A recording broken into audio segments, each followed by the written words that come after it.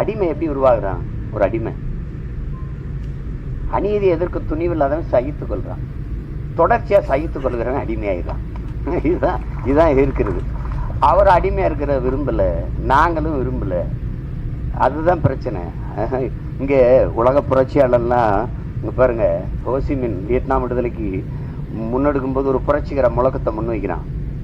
1000 ஆண்டுகள் அடிமையாக வாழ்வதை விட சுதந்திரமாக சாவது மேலானதுங்கிறான்.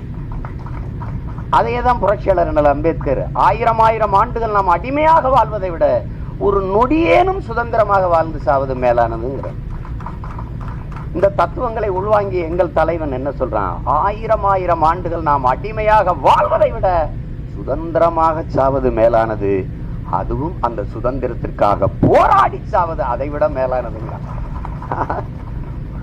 அப்படி அடிமையாவால் அவர் விரும்பல.